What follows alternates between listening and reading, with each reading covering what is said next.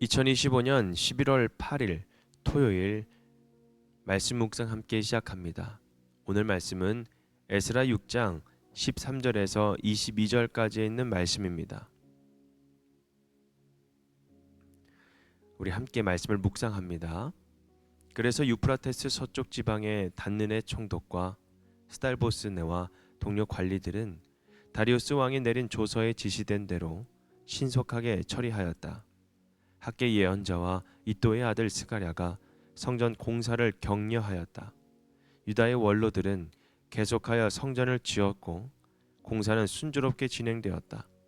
그들은 이스라엘의 하나님의 명과 페르시아 왕 고레스와 다리우스와 아닥사스다의 칙령을 따라서 성전 짓는 일을 끝낼 수 있었다. 성전 건축이 끝난 것은 다리우스 왕 6년 아달월 3일이다. 그때의 제사장들과 레위 사람들과 사로잡혀 갔다가 돌아온 사람들과 모든 이스라엘 백성은 기뻐하면서 하나님의 성전 봉헌식을 올렸다.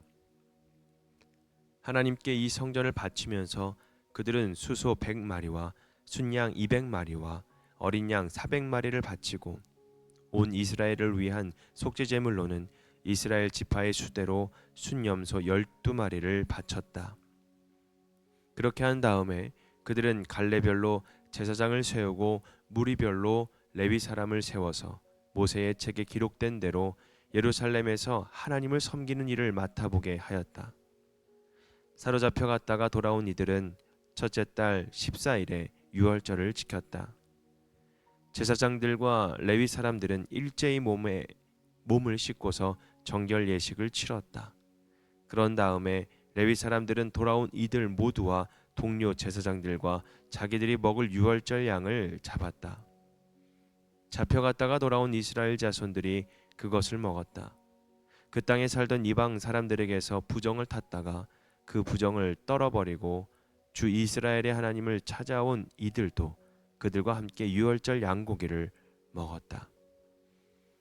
그들은 이랫동안 무교절을 즐겁게 지켰다. 주님께서 아시리아 왕의 마음을 돌이켜서 그들에게 호의를 베풀도록 하셨으므로 그들은 힘을 얻었다.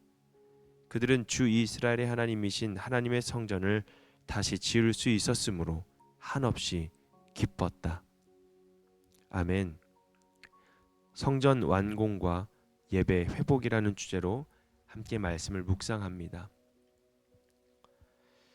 하나님의 일은 결코 중단된 채로 끝나지 않습니다.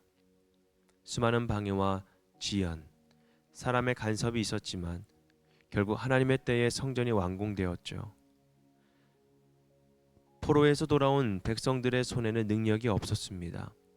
돌아왔지만 현실은 여전히 무너져 있었고 그들은 오직 믿음 하나로 다시 돌을 쌓아 올렸습니다.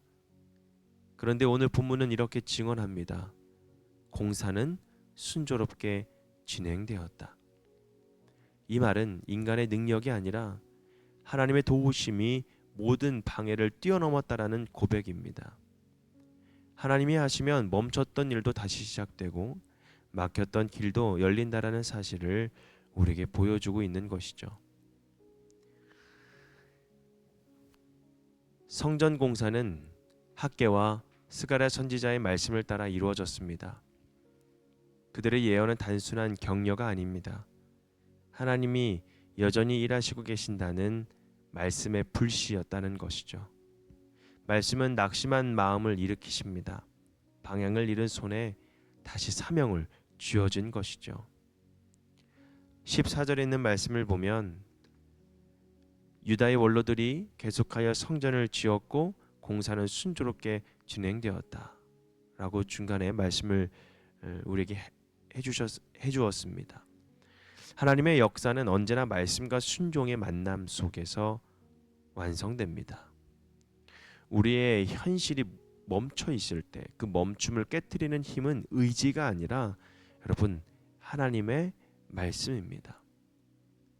혹시 지금 우리의 삶의 자리에서 멈춰선 부분이 있는지 우리가 살펴보아야 합니다. 그 일을 다시 세우는 능력은 하나님의 말씀에서부터 흘러나오는 것입니다. 저도 이 목회를 통해서 이 목회 가운데에 내가 멈춰 있는 부분이 무엇일까? 그런데 하나님께서 말씀을 묵상하게 하시고 계속 말씀을 통해서 저에게 알려주시는 그 음성은 여러분 내 지식에서 나오는 것이 아니라 하나님의 말씀으로부터 흘러나온다라는 사실을 저도 많이 느끼고 있습니다. 그렇기 때문에 다시 세우는 일은, 다시 앞으로 전진할 수 있는 그런 힘과 능력을 주시는 것은 내 힘이 아니라 바로 하나님의 말씀으로부터 흘러나온다라는 사실을 우리는 깨달아야 되겠죠. 성전이 세워진 후에 백성들은 먼저 자신을 씻었습니다. 제사장들과 레위 사람들이 몸을 씻고 정결하게 하였다. 20절에 있는 말씀입니다.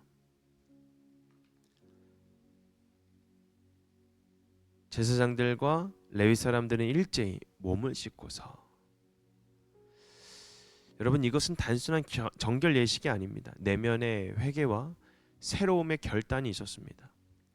포로의 세월 동안 여러분 묻었던 그 죄의 먼지들, 세상 속 타협의 그런 흔적들, 하나님은 그런 모든 것들을 그 주님의 은혜로 말미암아 씻어낼 수 있도록 도와주셨던 것입니다. 그리고 그들은 유월절을 지키게 됩니다. 여러분 또 그 말씀을 쭉 이어서 보면 뭐라고 하시냐면, 잡혀갔다가 돌아온 이스라엘 자손이 그것을 먹었는데 그 땅에 살던 이방 사람들에게서 부정을 탔다가 그 부정을 떨어버리고 주 이스라엘 하나님을 찾아온 이들도 그들과 함께 양고기를 먹었다. 여러분, 그들의 예배는 단지 형식이 아닙니다. 하나님께 돌아오는 감격의 순간이었습니다. 그곳에서 그들은 진정한 안식을 누렸다는 거죠. 이제야 뭔가 집에 돌아왔다라는 것이죠. 여러분, 우리가 어떤 큰 여행, 좀 3박 4일이든지 4박 5일이든지 여러분 여행을 갔다가 집에 돌아오면 얼마나 기쁩니까? 평안하고 안정된 느낌. 이제 뭔가 집에 돌아온 느낌. 여러분, 그 작은 그 기쁨이요, 우리에게 얼마나 큰 기쁨으로 돌아옵니까?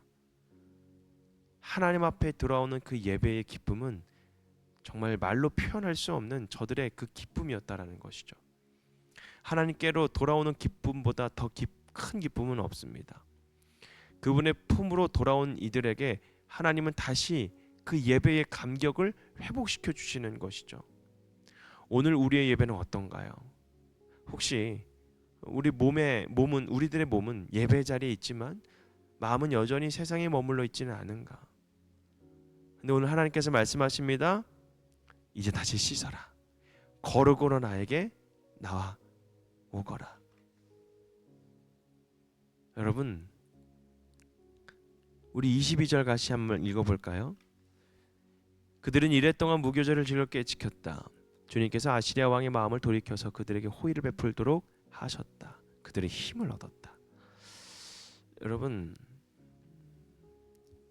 성전이 완성되기까지 모든 일은 하나님의 손에 있었습니다.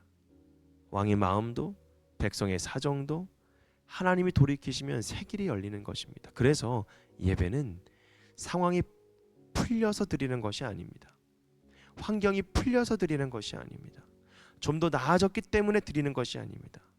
하나님이 일하심을 믿기 때문에 우리는 하나님 앞에 나올 수 있는 것입니다.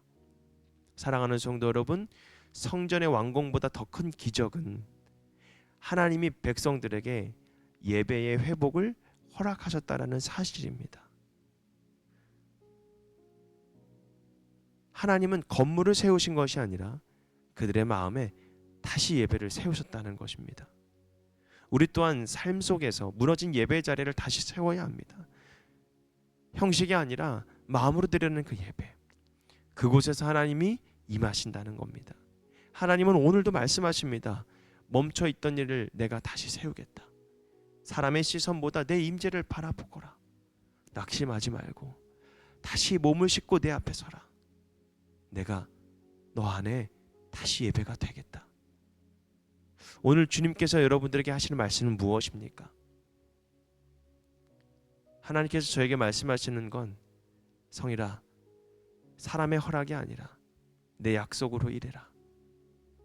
보이지 않아도 나는 이미 길을 열고 있고 낙심하지 말고 말씀으로 다시 나아가라. 너의 마음이 나의 성전이 되겠다. 내가 너 안에서 다시 예배가 되겠다. 여러분, 여러분들에게 주시는 하나님의 마음은 어떤 걸까요? 오늘 말씀 묵상을 통해서 거룩한 내일 그 주일을 잘 준비해 나가는 또 귀한 토요일 하루가 되기를 소망합니다. 오늘 말씀 묵상 마치겠습니다.